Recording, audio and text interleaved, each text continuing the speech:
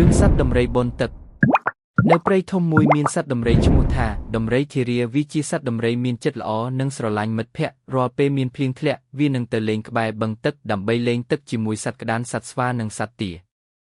ថ្ងៃមួយនៅពេលព្រៃគ្មានភ្លៀងធ្លាក់យូរណាស់បឹងទឹកស្ងួតសត្វទាំងអស់ស្រកស្រាយទឹកភ្លៀងហើយពួកវាស្ងួតទាំងអស់ដំរីធារាមិនអាចឃើញមិត្តភក្តិរបស់វាទប់ទឹកភ្នែកបានទេវាបានដើរចេញទៅរកទន្លេឆ្ងាយដើម្បីស្វែងរកទឹក